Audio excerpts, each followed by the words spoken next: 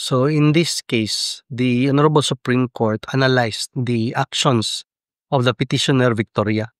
According to the decision, if there was truly no agreement reached upon during the mediation conferences, petitioner Victoria would have opposed the said order. Yet she, the petitioner Victoria, did not do so. She did not oppose the order.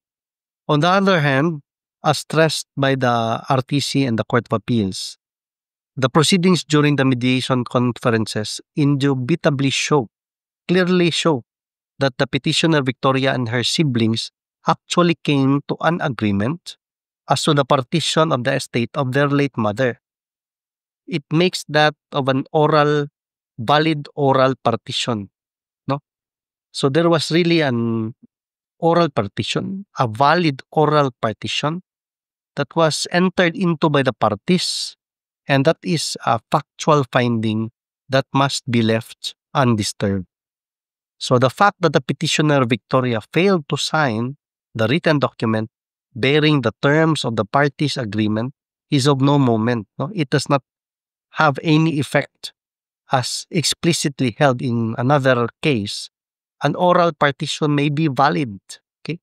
So an oral partition of an inheritance may be valid. No? In this case, inheritance man. An oral partition may be valid and binding upon the heirs. There is no law that requires partition among heirs to be in writing to be valid. Okay?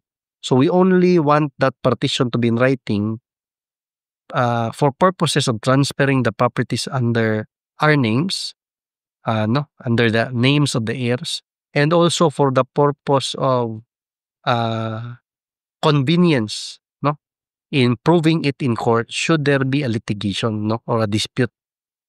So citing another case, the court in the above mentioned case explained that under Rule 74, Section 1 of the Rules of Court, there is nothing in said section from which it can be inferred that a writing or other formality is an essential requisite to the validity of the partition.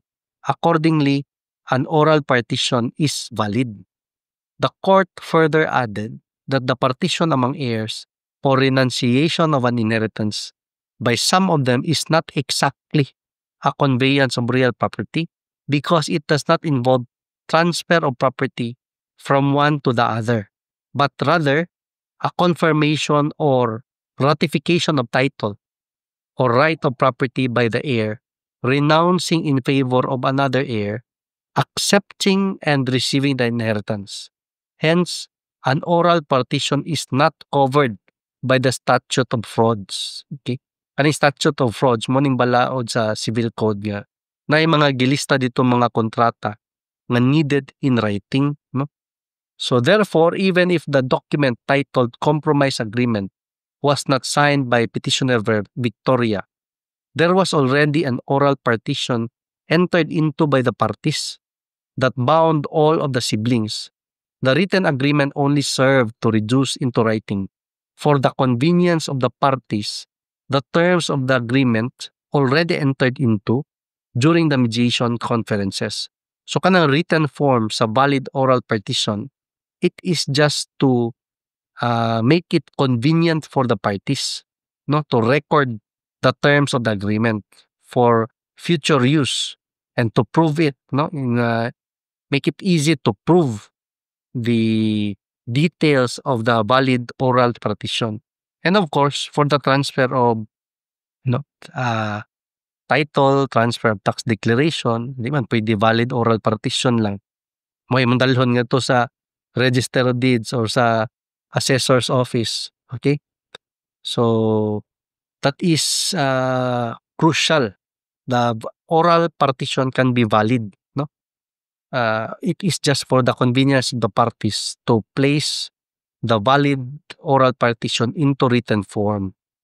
Also, for purposes of transferring the name under the title or tax declaration from the predecessors in interest to the name of the heirs sa lisod man kung walay sinulat. Kung saan nimo pagadto sa Register of Deeds o sa Assessor's Office, ipabalhin nimo sa pangalan nimo ang nakapangalan si mong patay nga parents, di man nadawaton ang valid oral partition, di ba? Unless you go to court, na decision sa korte, kana, no? Or otherwise, it should be a judgment based on the compromise agreement or an extrajudicial partition, no? Notarized, signed and notarized.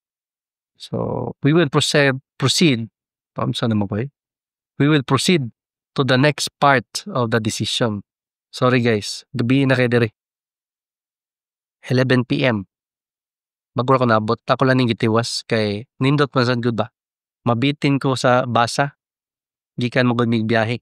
So, I will see you sa next episode to talk about the other parts of the decision of the court. In this case of valid oral partition na concept, no? Na affirm nga even if it is just an oral partition, oral agreement, it can be a valid oral partition. Timan ayaw jud kalimti, no? So maski wa pa may papilis, kung gabahinay na mo orally, valid na siya. Maski wala pa'y pinirmahan nga papel. Okay? So I will see you in the next episode. And again, this is a co-learning channel. If na may updates related lang sa yuta-yuta, inheritance, bahinay sa erehensya, 2025 updates. Send mo sa ako link na email, Viber, updates. Link ha, gov.ph website. Ayan ang sa mga website niya, dili gov.ph. Okay? So I'll see you in the next episode.